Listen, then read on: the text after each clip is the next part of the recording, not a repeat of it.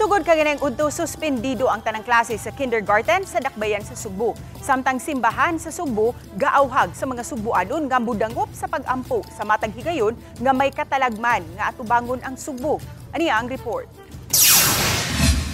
Pasado alas 10 ganihang buntag, nagpatawag og tigom si Mayor Nestor Archival uban sa milangkob sa Cebu City Disaster Risk Reduction and Management Council. Sa tigom, matod ni Engineer Oscar Tabada, resident meteorologist sa Cebu City Disaster Risk Reduction and Management Council, nakahukom si Mayor Nestor Archival nga suspensuhon ang klase. Abot lang mga 30 millimeters pero at least enough.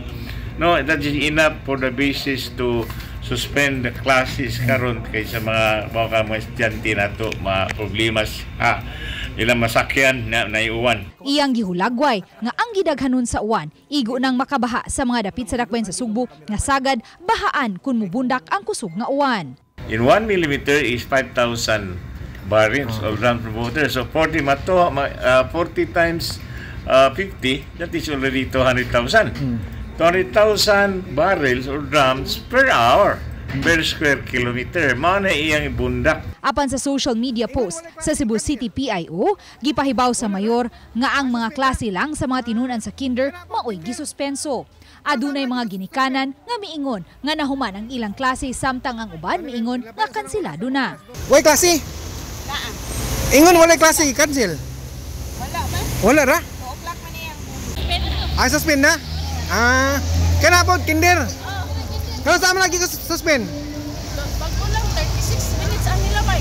Apan gitataw ni Gypsy Love Idolianes, kinder teacher sa Lahug Elementary School, nga nadawat nila ang pahibaw.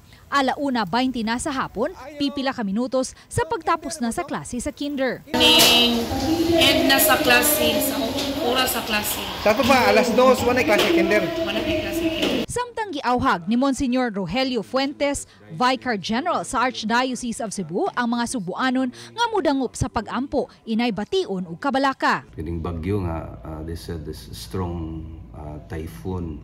We need to be calm and of course at the same time, let us prepare for this, whatever preparations according to the call of the government, and at the same time, let us pray. Pray hard. Uban ni Clans Gabutin, Luan Merondina, Balitang Bisda.